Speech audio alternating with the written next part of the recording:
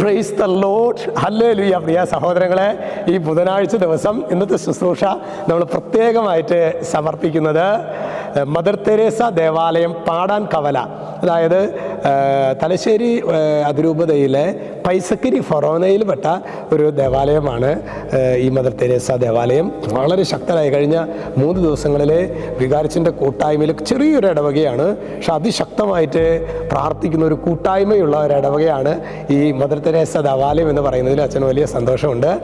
നമ്മൾ പ്രത്യേകമായിട്ട് ഹൊറബ് മിനിസ്ട്രിയിലെ ഇത് കാണുന്ന എല്ലാ ദൈവമക്കളും ഈ പാടാൻ കവല മദർ തെരേസ ഇടവകക്കാർക്ക് വേണ്ടിയിട്ട് ഇന്നേ ദിവസം ഒരു രഹസ്യം ചൊല്ലി പ്രാർത്ഥിക്കണമെന്ന് പ്രത്യേകം ഓർമ്മിപ്പിക്കുകയാണ്. ഹല്ലേലൂയ.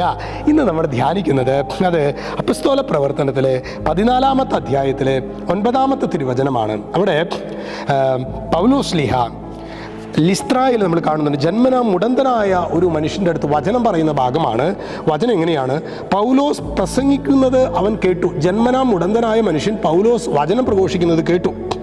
പൗലോസ് അവനെ സൂക്ഷിച്ചു നോക്കി. സൗഖ്യം പ്രാപിക്കാൻ തക്ക വിശ്വാസം അവനുണ്ടെന്ന് കണ്ട പൗലോസ് ഉച്ചത്തിൽ പറഞ്ഞു, എഴുന്നേറ്റ് കാലുറപ്പിച്ച് നിൽക്കുക. അവൻ ചാടി എഴുന്നേറ്റ് നടന്നു. അപ്പോൾ അത് വളരെ പ്രധാനപ്പെട്ടതാണ് പ്രിയ സഹോദരങ്ങളെ. അവൻ സൗഖ്യം പ്രാപിക്കാൻ തക്കതായ വിശ്വാസം അവനുണ്ടെന്ന് കണ്ടുകൊണ്ടാണ് പൗലോസ് ഇത് പറയുന്നത്.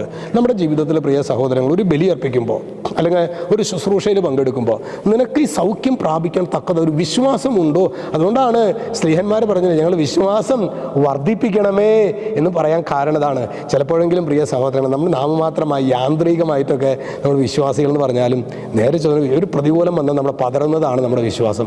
അതുകൊണ്ട് വിശ്വാസം ആഴപ്പെടുന്നതിൻ്റെ തോതനുസരിച്ച് അവർ അനുഗ്രഹം ലഭിക്കുന്നതിൻ്റെ കാരണമാണ് പ്രിയ സഹോദരങ്ങളെ ഇന്നത്തെ ലേഖന ഭാഗത്തിലെ അപ്പസ്തോല പ്രവർത്തനത്തിൽ നാം കാണുന്നത്. പൗലോസ് അവനെ സൂക്ഷിച്ചു നോക്കി. സൗഖ്യം പ്രാപിക്കാൻ തക്ക വിശ്വാസം അവനുണ്ടെന്ന് കണ്ട പൗലോസ് ഉച്ചത്തിൽ പറഞ്ഞു, എഴുന്നേറ്റ് കാലുറപ്പിച്ച് നിൽക്കുക. അവൻ ചാടി എഴുന്നേറ്റു. ഹല്ലേലൂയ.